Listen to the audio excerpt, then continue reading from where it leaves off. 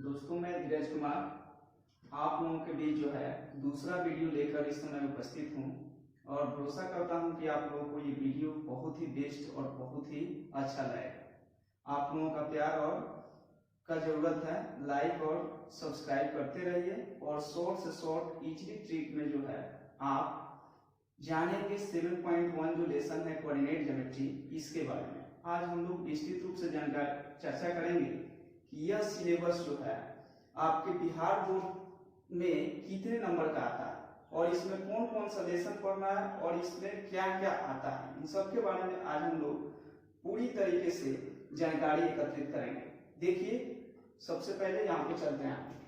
देखिए, किसी भी कोऑर्डिनेट ज्योमेट्री के लिए आपको दो तीन चीजों का जानकारी बहुत ही जरूरी होता है। देखिए, जैसे आपको यहाँ पहले ही हम लोग जान चुके हैं कि कोई भी जो है ग्राफ खींचते हैं तो हम लोग दो एक्सिस लेते हैं, जिसमें एक एक्स एक्सिस होता है, दूसरा वाई एक्सिस होता है। अब देखिए, इसमें जो होता है यह जहां पे हम लोग शून्य अंकित करते हैं या किसी भी दो कटान बिंदुओं का मिलान बिंदु होता है जिसका कोऑर्डिनेट 0 0 होता है। इसमें एक्स अक्ष को भुज और वाई अक्ष को कोटि करते हैं। जो सिलेबस इसका है कोऑर्डिनेट ज्योमेट्री का, यह कुल मिलाकर 10 अंकों का होता है, जो मुख्य रूप से यहाँ दिखाया गया है। देखिए, इसमें जो पहला लेसन होता है ये दूरी सूत्र पे आधारित होता है, दूसरा लेसन जो 7.2 होता है ये विभाजन सूत्र पे आधारित होता है और तीसरा लेसन जो 7.3 होता है ये आपको त्रिभुज के क्षेत्रफल पे आधारित होता है। ये तीनों एक्सरसाइज मिलाकर टोटल 10 नंबर का होता है, जिनमें मुख्य रूप से जो होता है 4 से 5 ऑब्जेक्टिव टाइप के क्वेश्चन आते हैं। जो ऑब्जेक्टिव टाइप के क्वेश्चन आते हैं वो भी आज आपको यही क्लियर हो जाएंगे और आज के बाद आपको ऑब्जेक्टिव में किसी प्रकार की कोई दिक्कत नहीं होगी। देखिए, ये 4 से 5 जो ऑब्जेक्टिव टाइप आपको क्वेश्चन आते हैं वो आखिर कहां से आते हैं, तो वो सारी चीज जो होते हैं आपको यहीं से मिल जाते हैं। देखिए, इसमें आता क्या है ऑब्जेक्टिव टाइप में, यहाँ आपको पूर्ण रूपेण दिखाया गया है।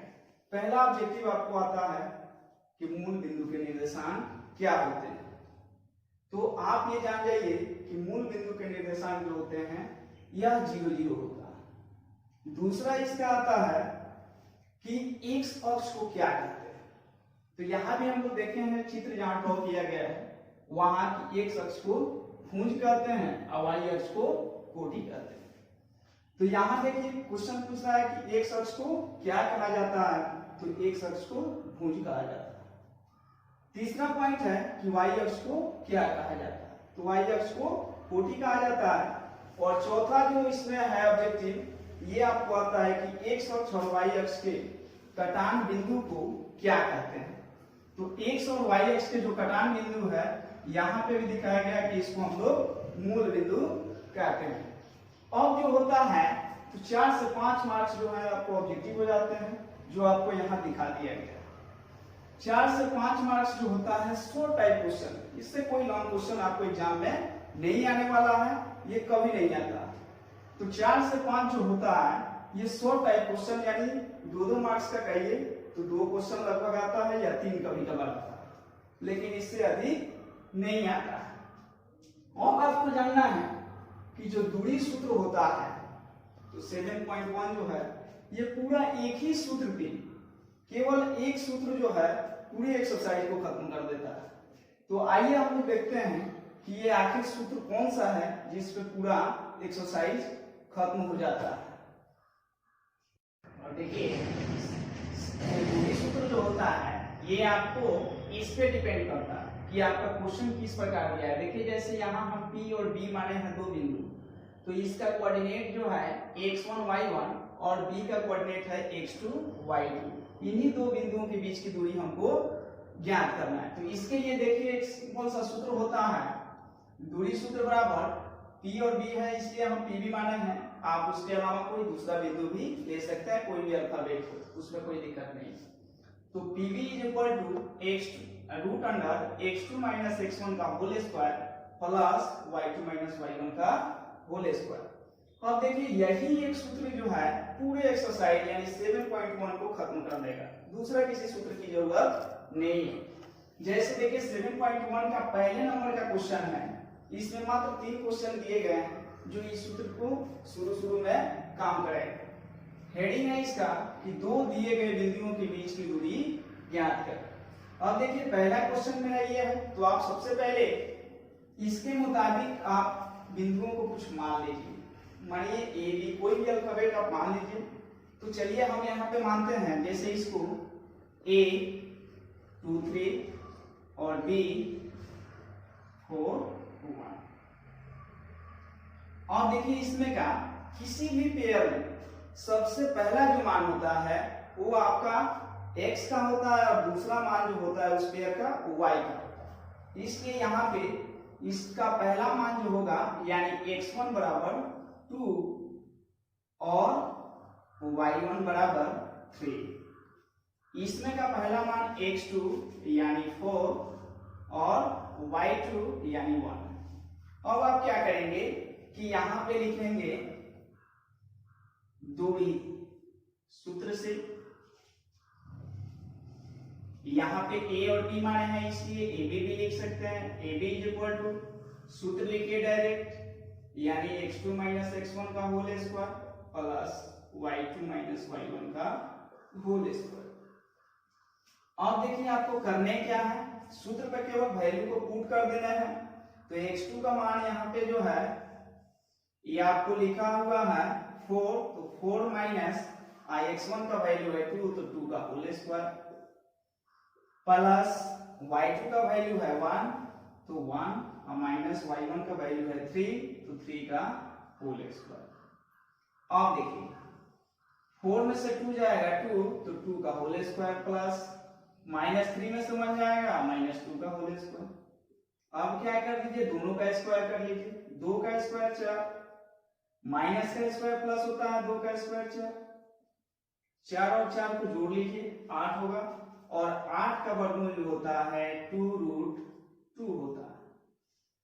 तो ये आपको आंसर मिल गया। ठीक इसी प्रकार इसके दूसरे तीसरे क्वेश्चन को हम लोग हल करेंगे।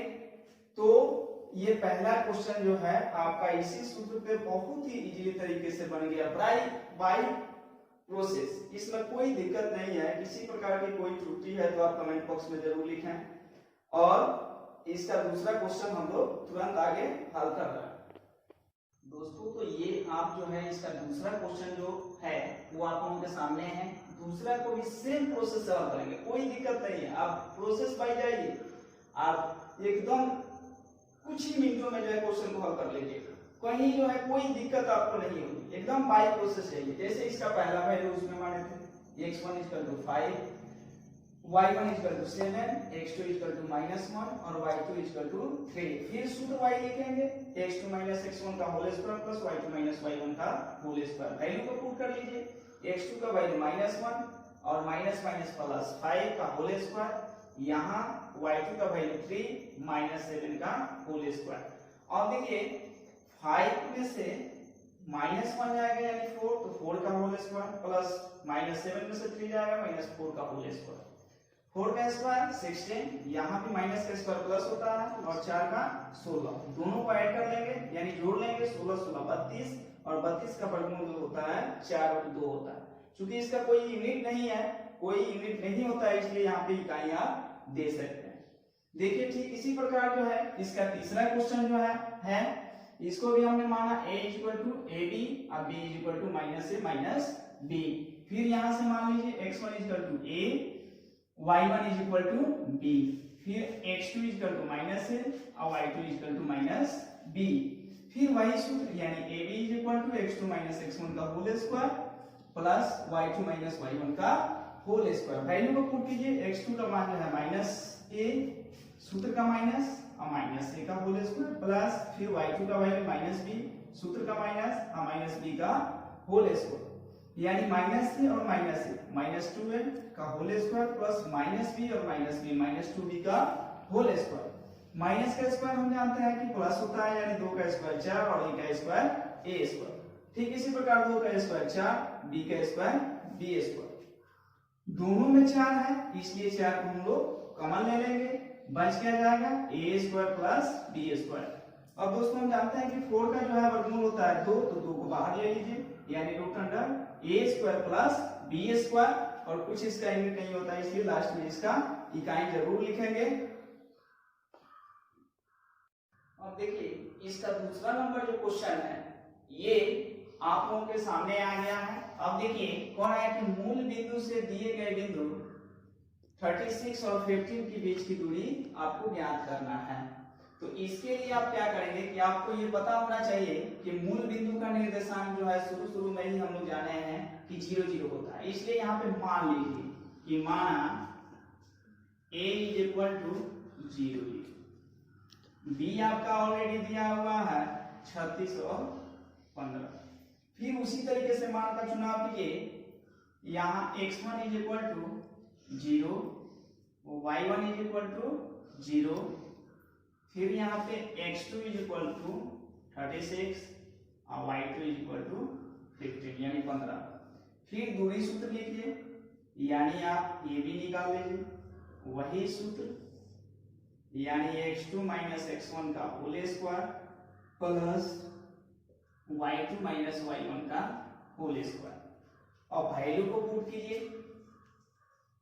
x2 का मान यहाँ पे क्या है 36, तो यानी 36 - 0 का होल स्क्वायर प्लस 15 - 0 का होल स्क्वायर। अब देखिए यहां से 36 में से 0 घटेगा 36, तो 36 का स्क्वायर प्लस 15 में से 0 घटेगा 15, तो 15 का स्क्वायर। अब इससे आगे हम लोग बढ़ेंगे तो दोनों का स्क्वायर कर लीजिए। 36 का स्क्वायर जो होता है 1296 प्लस 15 का 225 होता है।